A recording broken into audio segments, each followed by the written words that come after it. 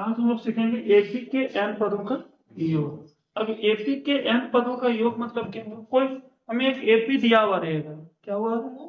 एक एपी दिया हुआ रहेगा, उसके सारे पदों को जोड़ने पर कितना आता है ये ज्ञात करना है। तो इसके लिए एक फॉर्मूला होता है, पहले फॉर्मूला देखते हैं। फॉर्मूला देखो, एपी के एन पदों का योग को हम लोग एसएन करते हैं। क्या करते हैं? SN, sum of n terms, sum of n terms. Formula होगा n by two into two a plus n minus one into d, जहां जहां एन क्या होगा? पदों की संख्या, पदों की संख्या। और ये जो प्रथम पद है ये क्या है? प्रथम पद। और डी हमारा है सात अंतर। डी क्या है? सात अंतर। और एन क्या बता रहा है? एन पदों का योग। जी, जो भी पद हमें निकालने बोलेगा, मान लो दो तीन चार पांच पद दिया हुआ रहेगा, कुछ पांच पदों का योग तो पांच लिखेंगे हैं, एन की जगह पर पांच हो जाएगा, बटा दो हो जाएगा, यहाँ पांच उठा देंगे, आंसर है। ठीक ना? ये एपी के पदों का योग ज्ञात करने का सूत्र है। अच्छा, इस फॉर्मूला को थोड़ा सा और हम लोग तोड़ सकते हैं और एक और नया फॉर्मूला निकालेंगे। इसी एसएन का एक और फॉर्मूला निकलता है। देखो यहाँ करेंगे क्या? एन बाय टू को एन बाय टू रहने देते हैं। ये टू ये है ना, इसको हम लिख सकते हैं ये प्लस ये, बोलो बात सही है? टू ये को लिख सकते हैं ना, ये प्लस ये, plus n minus one into d. तो एन बाय टू हो जाएगा एन। अब देखो इसको हम लोग एक साथ लिखते हैं।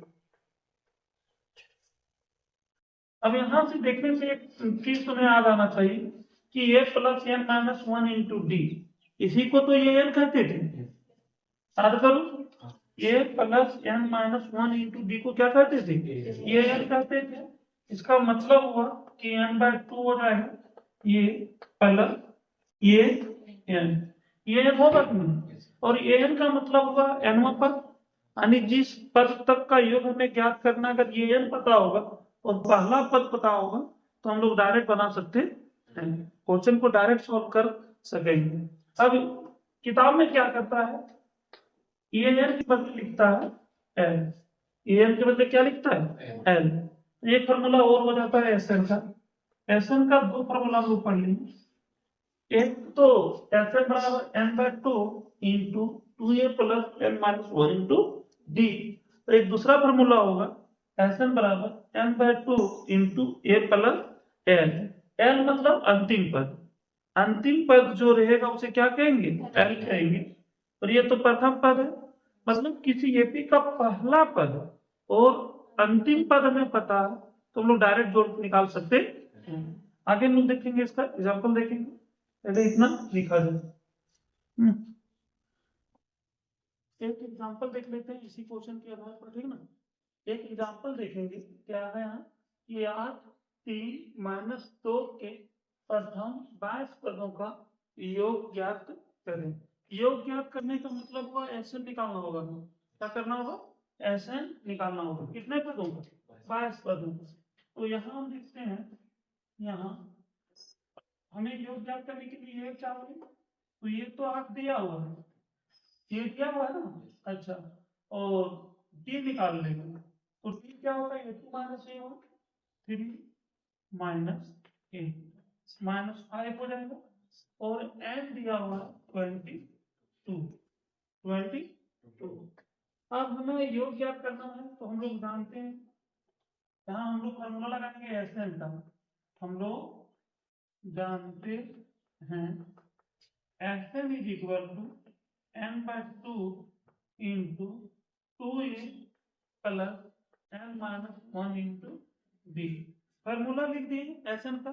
एसएन बराबर n by two into two a plus n minus one into d. तो एन कितना है? 22 है। तो 22 पदों का योग निकालना, तो यह 22 हो जाएगा। एन की जगह पर लिखेंगे 22 divided by two. Two is two, a is equal to 8 plus n, n is equal to 22 minus 1, d is equal to -5। अब हम लोग इसको आगे सॉल्व करेंगे। 22/2 पहले मल्टीप्लाई कर लेंगे 16, 22 में 1 माइनस करेंगे, कितना होगा 21, और 21 लिख लेते हैं, 21 इंटू -5। अब इसको काट दो, कितना होगा 11, 11 है, उसे काटेंगे तो 11, हाँ बचा 16, प्लस बने माइनस, माइनस 30 को 5 से गुना करेंगे 105, यहाँ 11 होगा इंटू, यहाँ कितना होगा, हाँ माइनस करेंगे तो 15 में 6 9, यहाँ बचेगा 8, 9 में घटाएंगे 8, इसको मल्टीप्लाई कर दो, लेकिन माइनस में बचेगा, बचेगा ना, माइनस में बचेगा। अब इसको मल्टीप्लाई करो, 11 9 99, बाकी 9, 11 की 88 और 9, 88 और 9 कितना होगा, 88 और 9 97, -979, आंसर है